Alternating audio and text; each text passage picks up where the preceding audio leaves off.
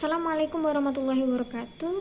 Pada kesempatan kali ini kami dari kelompok 4 akan mempresentasikan dan juga menjelaskan tentang retikulum endoplasma dan juga badan Golgi. Anggota kelompok 4 sendiri terdiri dari Lydia Putri Mariana dengan nomor NIM 20080863 dan saya sendiri Nurul Fauzia dengan NIM 2008086038. Ruang lingkup materi yang akan kita bahas pada kesempatan kali ini meliputi yang pertama yaitu retikulum endoplasma. Pada sebab ini meliputi pengertian, fungsi, dan juga struktur dari retikulum endoplasma. Yang kedua yaitu retikulum endoplasma kasar. Pada bab ini meliputi pengertian, fungsi, dan juga struktur dari retikulum endoplasma kasar. Yang ketiga yaitu retikulum endoplasma halus. Nah, ini juga meliputi pengertian, fungsi, dan juga struktur. Yang keempat yaitu badan Golgi, juga meliputi pengertian, fungsi, dan juga struktur dari badan Golgi sendiri. Dan yang terakhir adalah hubungan antara retikulum endoplasma dan juga badan Golgi. Materi pertama yang akan kita bahas adalah mengenai retikulum endoplasma. Sebelum memasuki materi, mari kita lihat animasi dari retikulum endoplasma terlebih dahulu. After ribosomes leave the nucleus, they will have the important job of synthesizing or making proteins. Outside the nucleus, the ribosomes and the rest of the organelles float around in cytoplasm, which is the jelly-like substance. Ribosomes may wander freely within the cytoplasm or attach to the endoplasmic reticulum, sometimes abbreviated as ER. There are two types of ER. Rough ER has ribosomes attached to it, and smooth ER doesn't have ribosomes attached to it. The endoplasmic reticulum is a membrane-enclosed passageway for transporting materials, such as the proteins synthesized by ribosomes. Proteins and other materials emerge from the endoplasmic reticulum in small vesicles, where the Golgi apparatus, sometimes called the Golgi body, receives them. Retikulum endoplasma atau RE adalah organel yang dapat kita temukan pada semua sel eukariotik. Pengertian lain juga menyebutkan bahwa RE merupakan perluasan membran yang saling berhubungan, yang membentuk saluran pipi atau lubang seperti tabung di dalam sitoplasma. Lubang atau saluran tersebut berfungsi untuk membantu gerakan substansi-substansi dari satu bagian ke bagian sel yang lain. Nah, jumlah dari RE sendiri ini sangat banyak. Bahkan saking banyaknya, RE ini bisa meliputi separuh atau lebih dari total membran yang ada pada sel-sel eukariotik. RE atau retikulum endoplasma sendiri mempunyai beberapa fungsi. Yang pertama yaitu sebagai penampang sintesis protein yang nantinya akan disalurkan ke kompleks Golgi dan akhirnya akan dikeluarkan dari sel. Yang kedua yaitu untuk mensintesis lemak dan juga kolesterol. Yang ketiga untuk menawarkan racun atau detoksifikasi, misalnya RE yang ada di dalam sel-sel hati. Nah, yang keempat dan yang terakhir adalah sebagai jalan transport dalam memindahkan molekul-molekul dari bagian sel yang satu ke bagian sel yang lain. Berdasarkan struktur dan fungsi dari retikulum endoplasma, dibedakan menjadi dua yaitu retikulum endoplasma kasar dan retikulum endoplasma halus. Pada setiap sel yang terdapat pada dua macam RE ini memiliki perbandingan yang berbeda-beda tergantung dengan fungsi sel itu sendiri. Nah, struktur membran RE seperti membran sel merupakan mozaik cair. Namun, pada perbedaan antara membran sel dengan membran RE sendiri terletak pada perbandingan protein lipida pada membran RE yang lebih tinggi dan kandungan kolesterol yang lebih rendah. Sebelum memasuki materi selanjutnya, Mari kita bersama-sama menyaksikan video animasi dari retikulum endoplasma kasar.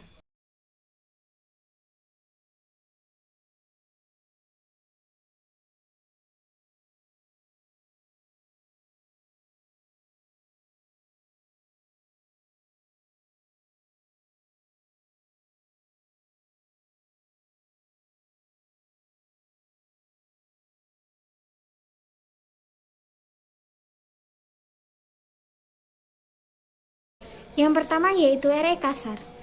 Apa itu RE kasar?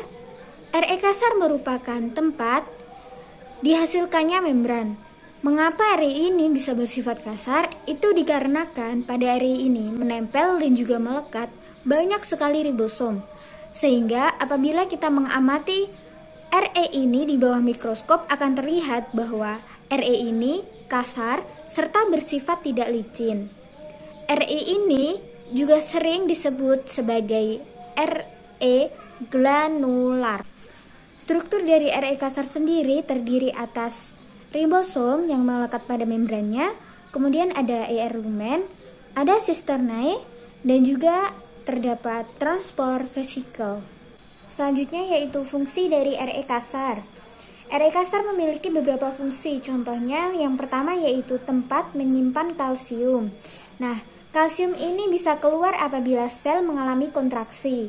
Nah, kalsium ini nantinya akan menuju ke sitosol. Yang kedua yaitu mampu mensintesis kolesterol dan juga lemak yang ada di hati.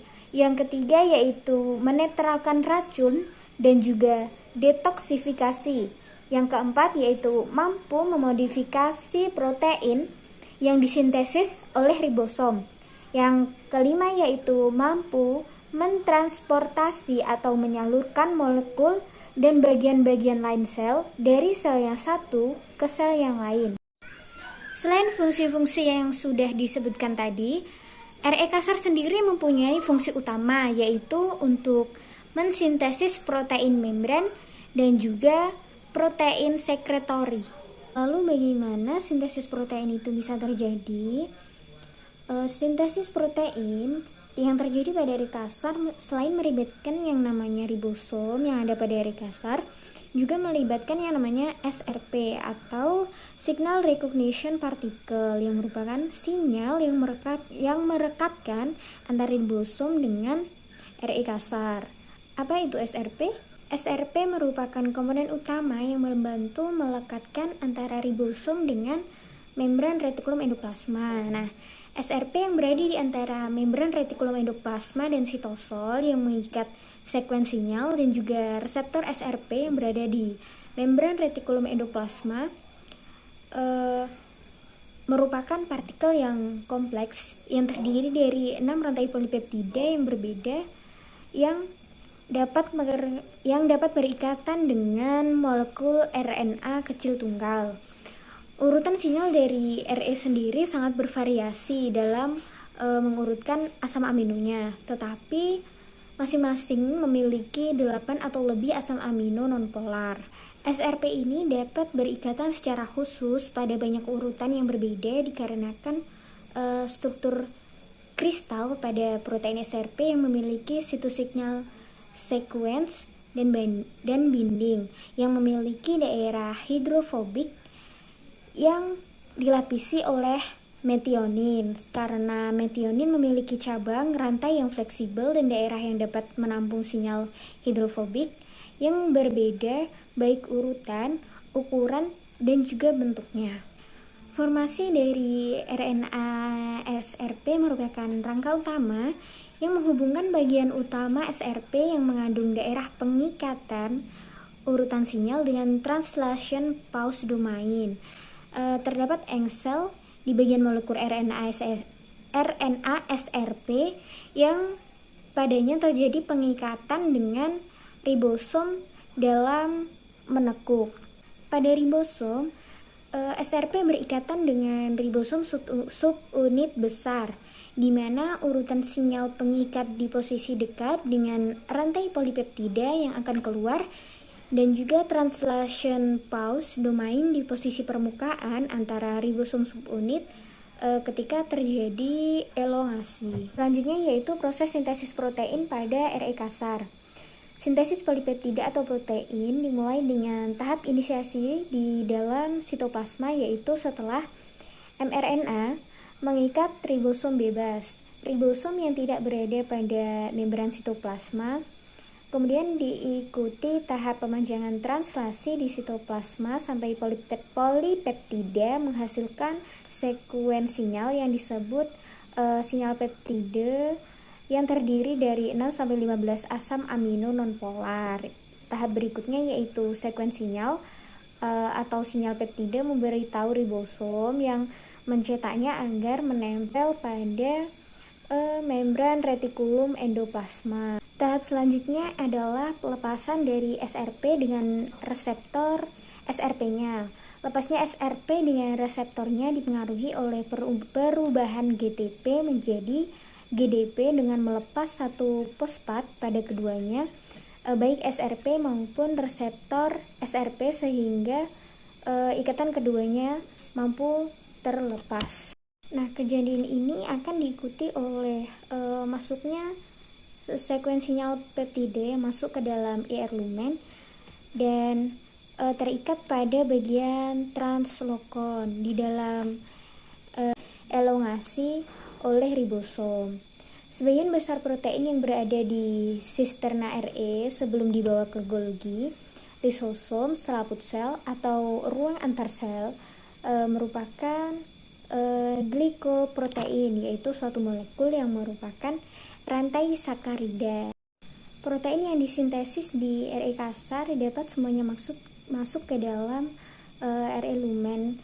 Namun ada beberapa jenis protein yang tidak semuanya bisa masuk ke dalam RE kasar, melainkan ada bagian yang masuk ke dalam RE kasar dan bagian yang berada di sitosol. Protein yang demikian dinamakan dengan protein integral membran. Begitulah proses dari sintesis protein yang terjadi di RE kasar. Untuk selanjutnya akan dilanjutkan oleh saudari Lydia Putri Mariana. Bismillahirrahmanirrahim. Assalamualaikum warahmatullahi wabarakatuh. Sebelumnya perkenalkan, nama saya Lydia Putri Mariana dengan NIM 200808603. Di sini saya sebagai pemateri kedua akan melanjutkan presentasi dari teman saya, yaitu dari Mbak Nurul. Nah, sebelum memulai pembahasan, mari kita melihat video animasi berikut ini.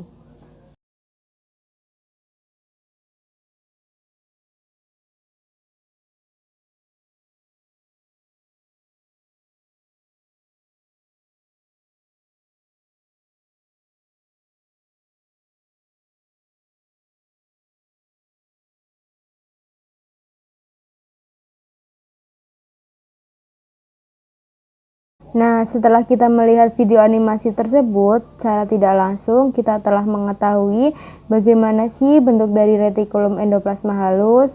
Nah, setelah kita mengetahui bentuk secara tidak langsung bagaimana retikulum endoplasma halus tersebut, di sini saya akan membahas mengenai retikulum endoplasma halus. Kalian tahu nggak sih apa itu retikulum endoplasma halus?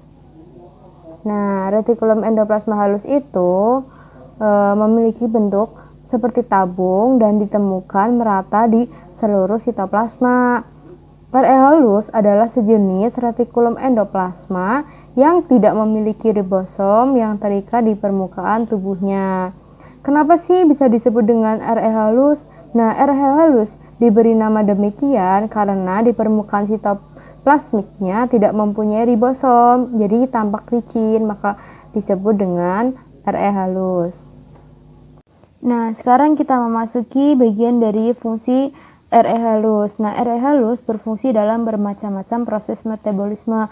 Yang pertama adalah sintesis lipid.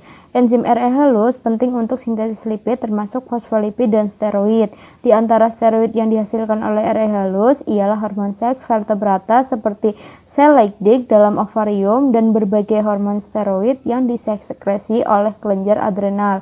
Kemudian yang kedua adalah metabolisme karbohidrat.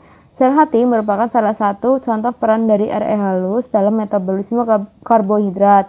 Sel hati menyimpan karbohidrat dalam bentuk glikogen, suatu polisakarida. Hidrolisis glikogen menyebabkan pelepasan glukosa dari sel hati yang penting dalam pengaturan konsentrasi gula dalam darah. Akan tetapi, produk pertama hidrolisis glikogen ialah glukosa fosfat, suatu bentuk ionik gula yang tidak dapat keluar dari sel dan memasuki darah. Enzim ditanam oleh membran RE halus sel hati membuat fosfat dari glukosa yang kemudian dapat meninggalkan selnya. Kemudian yang ketiga adalah penyimpanan ion kalsium. Sel otot memperlihatkan fungsi terspesialisasi RE halus lainnya. Membran RE memompa ion kalsium dari sitosol ke dalam ruang rongga sisternal. Apabila sel otot dirangsang oleh impuls saraf, kalsium akan bergerak cepat melewati membran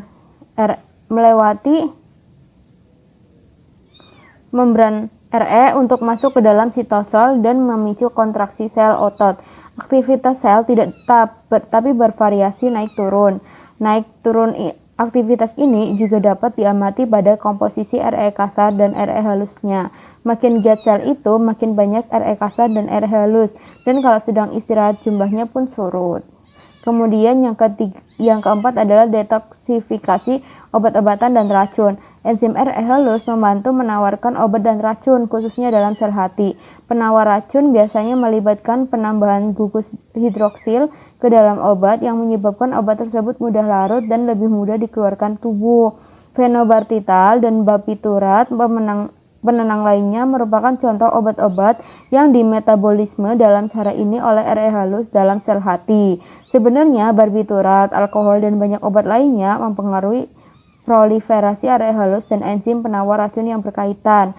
Hal ini selanjutnya meningkatkan toleransi terhadap obat tersebut, yang berarti bahwa dibutuhkan dosis yang lebih tinggi untuk mencapai pengaruh tertentu, seperti penenangan.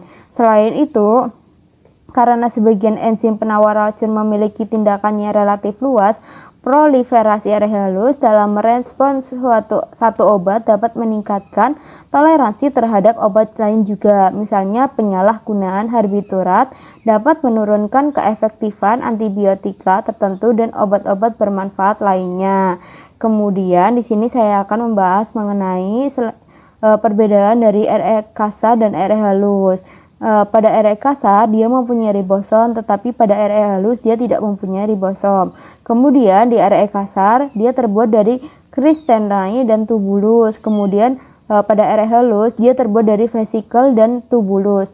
Kemudian pada RE kasar dia terlibat dalam sintesis protein dan enzim. Nah, pada RE halus dia terlibat dalam sintesis glikogen, lipid, dan steroid. Pada RE kasar dia membantu pembentukan lisosom.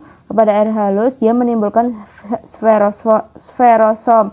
Kemudian pada RE kasar dia mempunyai pori-pori sempit, namun pada RE halus dia tidak punya pori-pori sempit. Kemudian pada RE kasar dia terhubung dengan nukleus, tetapi pada RE halus dia terikat dengan plasma. Pada RE kasar dia mempunyai riboporin, tetapi pada RE halus dia tidak punya riboporin. Kemudian di RE kasar dia berkembang dari membran luar dan selubung nukleus. Pada RE halus terbentuk dari hilangnya ribosom di RE kasar.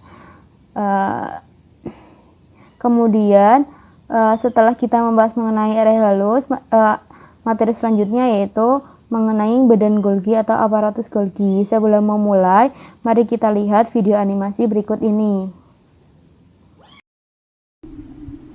The Golgi apparatus is a stack of flattened membrane discs that process newly made proteins and lipids from the endoplasmic reticulum.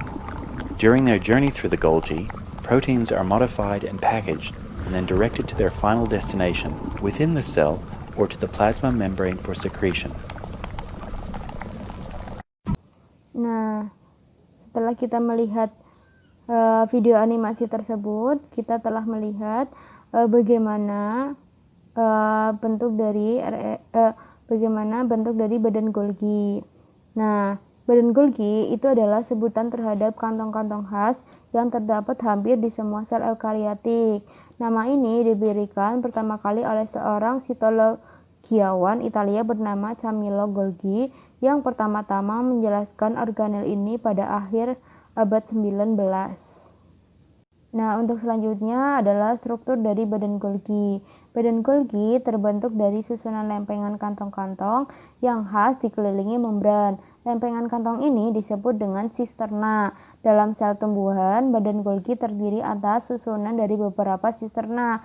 Pada penghujung kantong terdapat kantong-kantong bulat kecil atau vesikula yang menempel dan seolah-olah terjentik dari ujung kantong yang berukuran lebih besar. Kemudian, badan Golgi mempunyai bentuk yang berbeda pada sel eukariotik yang berlainan. Perbedaan ini terlihat terutama dari bentuk susunan kantong-kantong pipi yang masing-masing dikelilingi membran tunggal yang disebut sisterna. Dalam sel tumbuhan, badan Golgi terdiri atas susunan dari beberapa sisterna. Pada umumnya, badan Golgi mempunyai 4-6 sisterna yang berjarak sekitar 10 nm antara satu sama lain. Pada tanaman tertentu, badan Golgi ini terbentuk dalam jumlah yang lebih besar, kadang-kadang 20 atau lebih. Lebar masing-masing sisterna bervariasi antara 500 sampai 1000 nm. Nah,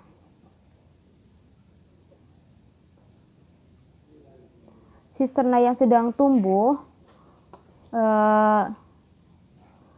berada pada posisi terbawah dengan pinggiran kantong yang mulai menggelembung disebut sebagai permukaan cis badan Golgi.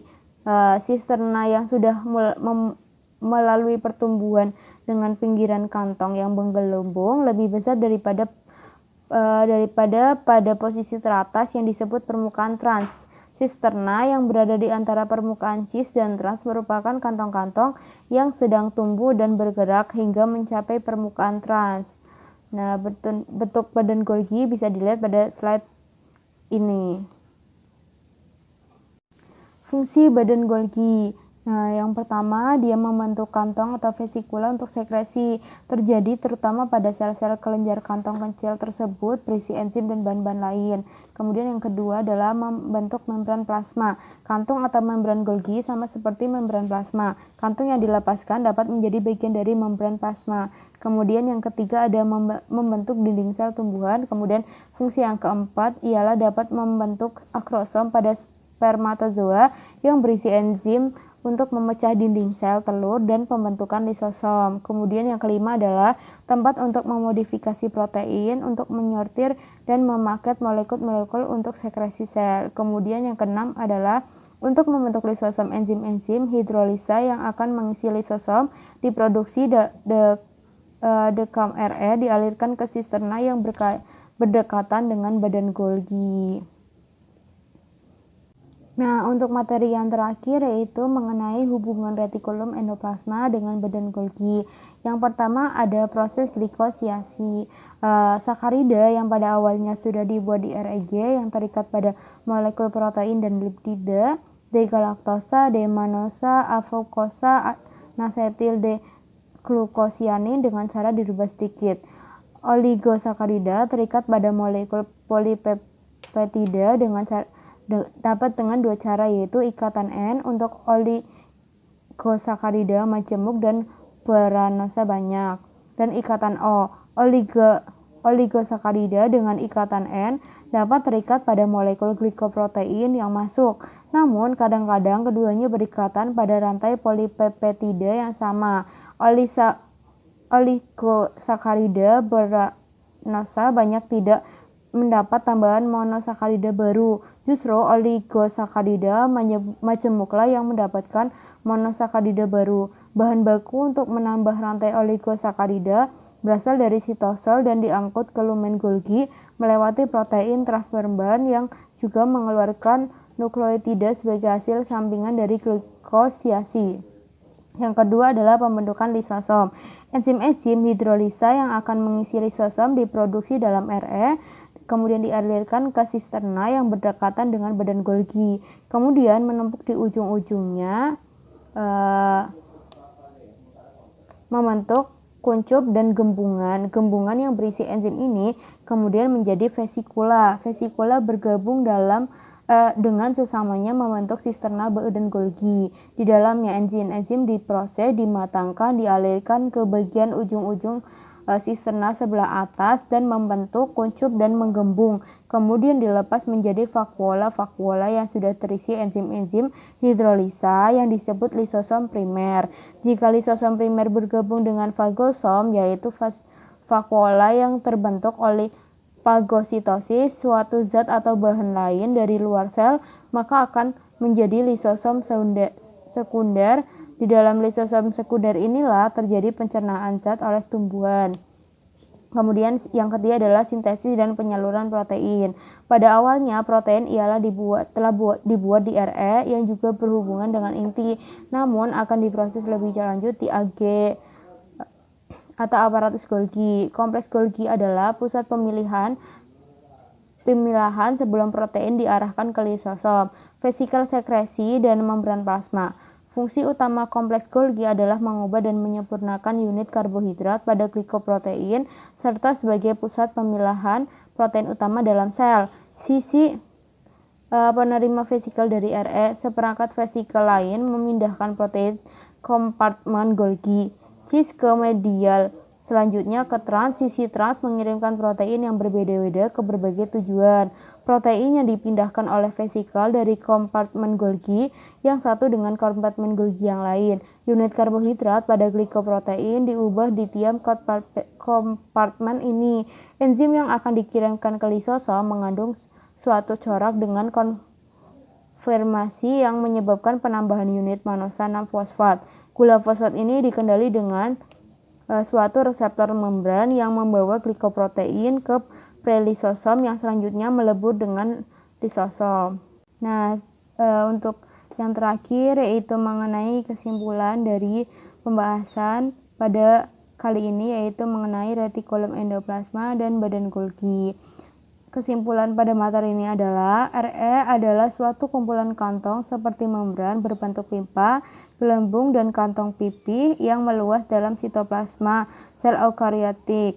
Retikulum endoplasma dibagi menjadi dua, yaitu retikulum endoplasma kasar dan retikulum endoplasma halus. Kedua macam retikulum endoplasma ini menyusun suatu sistem membran yang melingkupi suatu ruang. Retikulum endoplasma berperan dalam berbagai hal seperti sintesis, penyimpanan lemak, detoksifikasi, dan transport. Fungsi retikulum endoplasma yaitu menampung protein yang disintesis oleh ribosom untuk disalurkan ke kompleks Golgi dan akhirnya dikeluarkan dari sel. Nah, badan Golgi disebut juga aparatus Golgi. Kompleks Golgi atau diktosom adalah organel yang berkaitan dengan fungsi ekskresi sel. Struktur badan Golgi berupa berkas kantong yang sangat kecil dan di ujungnya. Fungsi badan Golgi antara lain membentuk kantong vesikula untuk sekresi, membentuk membran plasma, dan membentuk dinding sel tumbuhan. Baik teman-teman, karena rangkaian penyampaian pembahasan mengenai retikulum endoplasma dan badan Golgi telah selesai, kami mohon maaf apabila dalam penyampaian teori pada video PPT maupun makalah masih banyak kekurangan dan kesalahan.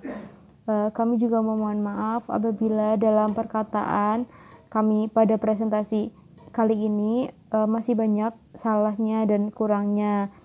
Kemudian semoga apa yang kami sampaikan dapat bermanfaat bagi teman-teman sekalian dalam mencapai kesuksesan. Seperti kata Reza Harahap, masa depan yang cerah hanya akan diraih oleh mereka yang bekerja keras, yakin, dan pantang menyerah untuk meraih impiannya. Sekian dari kami. Billahi taufiq wal hidayah. Wassalamualaikum warahmatullahi wabarakatuh.